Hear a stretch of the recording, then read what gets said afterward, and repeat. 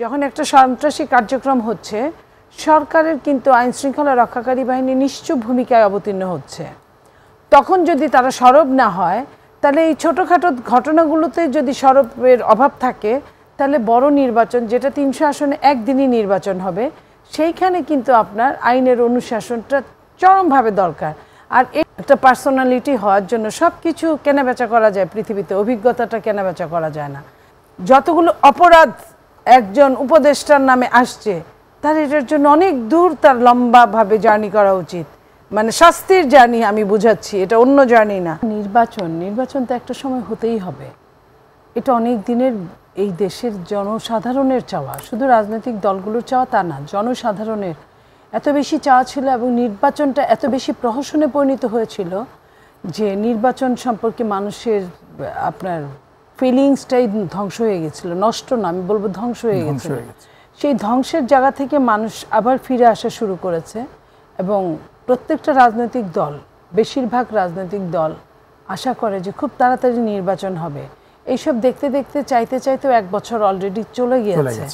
আরও 6-7 মাস পরে একটা নির্বাচন যেটা আসবে, সেটাই আমরা আশা করছি যে একটা সুন্দর, ভালো, গ্রহণযোগ্য, লেভেল প্লেইং ফিল্ড, এই টাইপের একটা নির্বাচন হওয়া দরকার। যে চোখ বন্ধ করে যেন একটা মানুষ বলতে পারে যে আমার ভোট আমি দিলাম, যাকে খুশি তাকে দিলাম, আমার বলার দরকার নেই আমি কাকে দিলাম, আমার মন যাকে চেয়েছে আমি তাকেই সিলেক্ট করেছি। এই জায়গাটায় আসার জন্য কিন্তু অনেকগুলো চ্যালেঞ্জ আছে। সেই চ্যালেঞ্জগুলো কতটুকু এই সরকার করতে পারবে বা করতে পেরেছে, পারে তো নাই, এটা আমরা দেখছি এখন পর্যন্ত। কিন্তু এখনও যদি সরকার আন্তরিক হয়, আগামী 4-5 মাসে এটা একটা লাইনে তুলতে পারে। নির্বাচনের ট্রেন শুধু নর্মাল ট্রেনটা লাইনে উঠলো তা না, সত্যিকার অর্থেই তখন লাইনে উঠবে।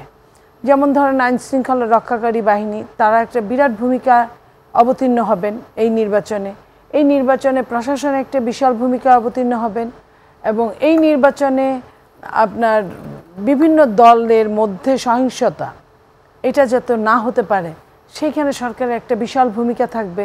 সেই ভূমিকাগুলো আমরা মনে করি এখন থেকেই প্রতিদিন, প্রতি মুহূর্তে এই ওরিয়েন্টেশনগুলো, আমাদের ওয়ার্কশপগুলো চালু রাখা দরকার আমাদের মাইন্ডসেটের মধ্যে। একটু বলছি, আপনি যে বিষয়টা আসছেন যে নির্বাচনের সময়টা এগিয়ে যত আসবে তত দ্রুত একটি ট্রেন স্টার্ট হলে সে কাজগুলো এগোবে সরকারের ব্যাপার নিয়ে বলছেন, সরকার যদি আন্তরিক হয়। কিন্তু নির্বাচনের যে পরিবেশ, সেটা কি আসলে তৈরি হচ্ছে? পরিবেশ মানে একটি গ্রহণযোগ্য নির্বাচন করতে হলে আইন শৃঙ্খলা অনেক বড় একটি ব্যাপার। আপনার কথা সূত্র ধরে যদি বলি আমরা যে সেখানে বিভিন্ন ধরনের বিশৃঙ্খলা, আইন শৃঙ্খলার অবনতি নিয়ন্ত্রণ করা। আপনার অর্থ বুঝতে পেরেছি।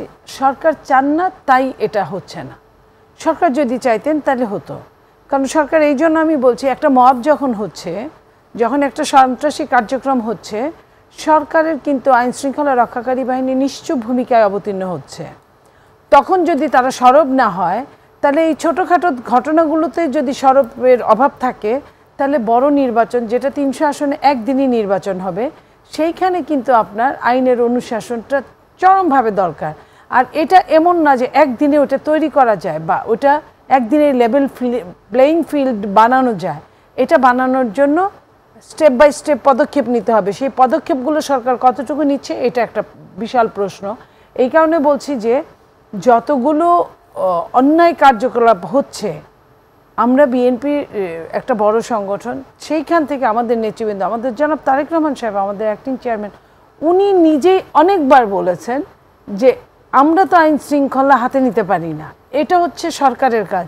সরকার আইন শৃঙ্খলা হাতে নিবে, তারা কাজ করবে, শাস্তি যে পাওয়ার যোগ্য সে শাস্তি দিবে, সে যেই হোক না কেন। আমি কারোর জন্য সরকারকে রিকোয়েস্ট করতে যাব না। তো সেইখানে সরকার কিন্তু নিষ্পৃহ এই জায়গাটায়। কেন আমরা জানি না কারণটা কি হতে পারে। কারণটা কি, এটা আমি মনে করি যে সরকার হয়তো রিস্কে যাচ্ছে না। সরকার মনে করছে আমি অনির্বাচিত সরকার, আমি কাকে খুশি করব, কাকে বেজার করব। কিংবা সরকার এমনও হতে পারে, আর সরকার মানে তো একজন মানুষই সমস্ত সরকার না, সরকারের বিভিন্ন হ্যান্ডস আছে। সেই বিভিন্ন হ্যান্ডসের মধ্যে এমনও হতে পারে যে বিএনপির মতো একটা বড় দলকে যতটা সমালোচিত করা যায় এই নির্বাচনে, এটার যেন এফেক্ট পড়ে এই টাইপের, বা অন্য দলগুলো সমালোচিত করা যায় এরকম একটা স্কোপ দেওয়া। নইলে সরকার কেন আইন শৃঙ্খলা তার লাগাম টেনে ধরবে না, টেনে ধরবে না কেন?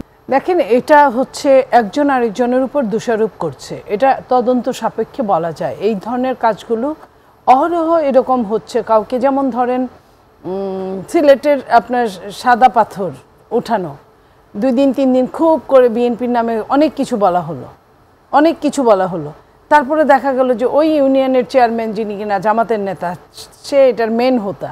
তো এই জায়গাগুলো প্রমাণ সাপেক্ষ ছাড়া কথা বলা যায় না। হুট করে একটা কথার, আমার যে বয়স এবং আমার যে রাজনীতির দিনগুলো, আমি এই ধরনের যারা বলছে, যাদের জন্য বলছে, তারা দুইজনই, একজন তো খুবই ছোট, একটা পার্সোনালিটি হওয়ার জন্য সব কিছু কেনাবেচা করা যায় পৃথিবীতে, অভিজ্ঞতাটা কেনাবেচা করা যায় না। যাদের অভিজ্ঞতার জায়গাটা খুবই স্বল্প, তো সেই জন্য আমি তাদেরকে ছোট করছি না কাউকে, আমি শুধু বলছি যে তাদের পরিপক্কতার অভাব আছে। এই পরিপক্কতা তাদেরকে অর্জন করা উচিত, অর্জন করতে হবে। নইলে কিন্তু বাংলাদেশের এই যে যারা, তাদের কিন্তু এই যে অলরেডি অনেকটাই এই আন্দোলনের যে ফলাফলটা বেহাত হয়ে গেছে অনেকটাই।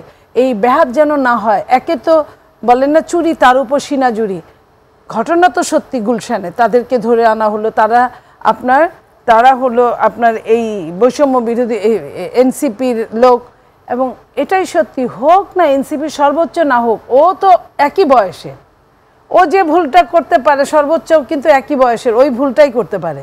এটা এমন কিছু না, বরং এটার চেয়ে অনেক বেশি ম্যাগাজিনের যে গুলি পাওয়া, গুলির জায়গা, এগুলা যখন এই জায়গাগুলো যখন থেকে সাতসূত্র হয়ে বের হয়ে আসছে, তা এটা আমি মনে করি এগুলা কোনো সময় ক্ষেপণ করা ছাড়া আর কিছুই না। কারণ এই জায়গাগুলোয় তাদের যে জায়গা, আমি আজকের এই ঘটনাটা যদি বাদও দিই, যতগুলো অপরাধ একজন উপদেষ্টার নামে আসছে, তার এটার জন্য অনেক দূর তার লম্বাভাবে জার্নি করা উচিত, মানে শাস্তির জার্নি আমি বুঝাচ্ছি, এটা অন্য জার্নি না। সো এই জায়গাগুলো আমরা কিন্তু কোনো বিচার দেখি নাই, আমরা তার প্রতিটা পদক্ষেপে তার বলা কথাগুলো এগুলা সংবিধান বিরোধী, কারণ সে সংবিধানের একজন রক্ষক।